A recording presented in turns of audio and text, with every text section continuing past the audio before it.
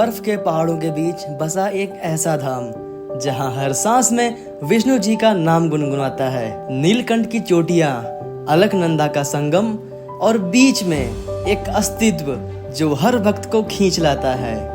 ये है बद्रीनाथ जी का धाम।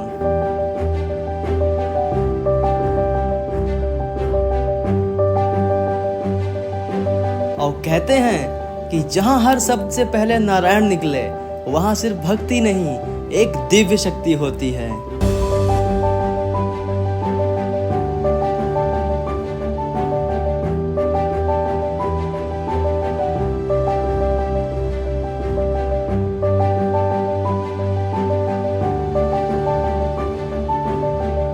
बर्फ की ठंड में जब हर चीज जम जाती है तब भी इस कुंड से गर्म पानी बह रहा होता है।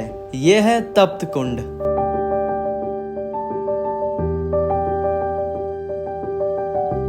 कहते हैं कि यह पानी भगवान विष्णु की कृपा का प्रतीक है।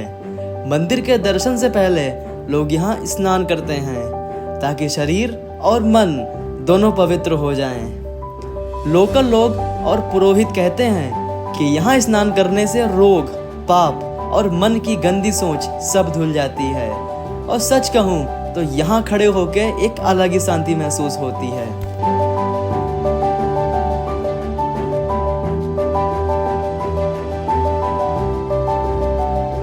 और फिर मैंने भी इस पवित्र कुंड में एक डुबकी लगाई। क्या कहूँ, सिर्फ शरीर नहीं, ऐसा लगा जैसे मन भी हल्का हो गया हो। यह डुबकी सिर्फ एक स्नान नहीं थी, ये एक भक्ति का अनुभव था। तो देखो, तप्त कुंड से नहाकर हम सब आ चुके हैं यहाँ पर लाइन में। और भाई भीड़ बहुत ज्यादा है यहाँ पर मैनेजमेंट यहाँ का बहुत अच्छा है। ये नहीं कि भीड़ में फंस जाओ तो धक्का मुक्की हो रही हो, ऐसा कुछ नहीं है। यहाँ पे भीड़ है पर वो पूरी मैनेज भीड़ है, लाइन पूरी लगी हुई है, उसके सब कुछ चल रहा है, कोई धक्का मुक्की नहीं, आराम से खड़े सब लोग। आगे तुम पीछे देख लो कितनी भीड़ है। अब आगे तुमको दिखाएं तो आगे वो कुछ भीड़ है वहाँ पर। बर्फ से ढके हुए ये पहाड़ और उन पर पड़ती धूप की किरणें जैसे भगवान खुद प्रकृति के जरिए आशीर्वाद बरसा रहे हों। यहाँ ना कोई शब्द बोलता है, ना कोई आवाज सुनाई देती है, सिर्फ एक एहसास होता है कि तू कहीं और नहीं, भगवान के दरबार में खड़ा है।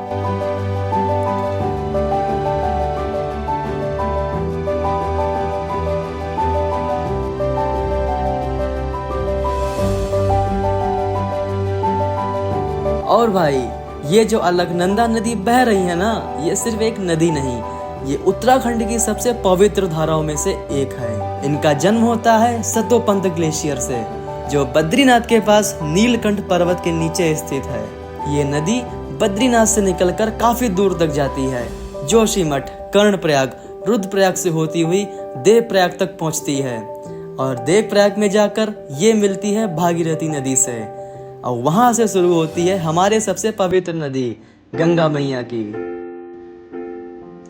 और अब मैं खड़ा हूँ बद्री विशाल के सामने, आंखों के सामने वही मंदिर जिसके दर्शन के लिए लोग सालों तक इंतजार करते हैं। तो देखो, हम सबके दर्शन वहाँ पर बहुत अच्छे से हुए थे और मैंने आप सबको भी दर्शन कराए थे। और वहाँ पर वीडियो बनाना अलाउ नहीं था, तो मैंने एक फोटो खींचा था, वो मैं देखो यहाँ पे डाला दे रहा हूँ, तो उसके आप भी दर्शन कर सकते हो।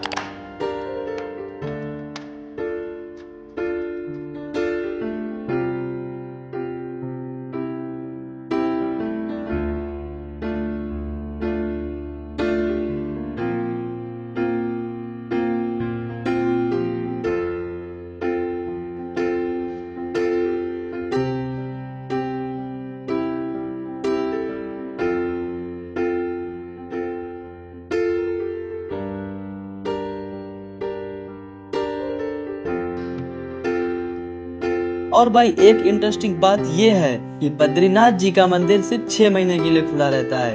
अक्टूबर के बाद जब बर्फ पड़ती है तो मंदिर के द्वार बंद हो जाते हैं, लेकिन भगवान की पूजा उसके बाद भी रुकती नहीं। भगवान बद्री विशाल की मूर्ति को जोशीमठ ले जाया जाता है और फिर पूरी सर्दियों में उनकी पूजा होती है नरसिंह मंदिर में। बाकी हम सब रेडी हैं, यहाँ से निकल रहे हैं। हॉस्टल में रुककर बाकी पूरी बस में बैठते होड़ करते हैं, निकलते हैं यहाँ से। और शाम को भी घर चलने का है, बाकी जहाँ पहुँचे आपको दिखाते हैं। अब यहाँ के लिए तुम कुछ कहना चाहोगे? चिट्ठियाँ तो लाएंगे अभी। और भाइयों, अब हम सब निकल रहे हैं बद्रीनाथ से और सीधा चल दिए हैं माणा गांव के लिए।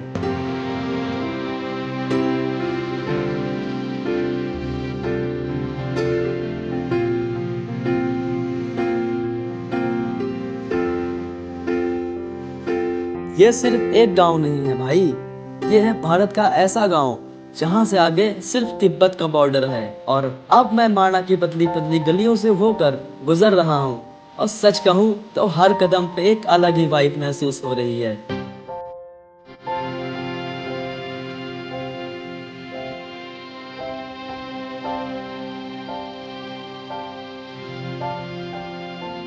इन पुरानी दीवारों, मिट्टी के घरों और पत्थर से बने रास्तों में एक अजीब ही पवित्रता छुपी हुई है, जैसे हर कोना कुछ कह रहा हो। पहाड़ों की ठंडी हवा और लोगों के चेहरों पे भक्ति का नूर, लगता है जैसे यहाँ समय भी रुक गया हो।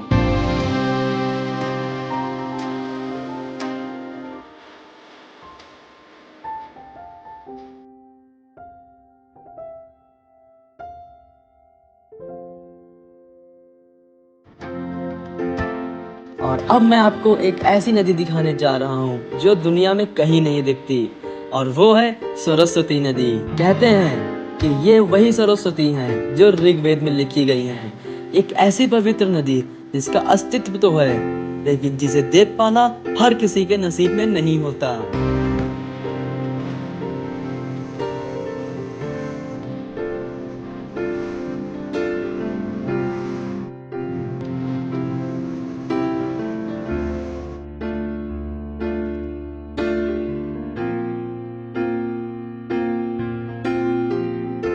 यहाँ से थोड़ा सा बहकर ये नदी पाताल लोक में चली जाती है, इसलिए इसे अंतर्हिता सरस्वती भी कहा जाता है, मतलब छुपी हुई सरस्वती। और इसकी धारा इतनी तेज है भाई कि खुद देखो तो लगेगा जैसे कोई शक्ति जमीन पर फूट के निकल रही हो। माणा गांव में आकर इस नदी को देख पाना सच में एक वरदान जैसा लगता है। और यहीं पर बना हुआ है माँ सरस्वती जी का मंदिर।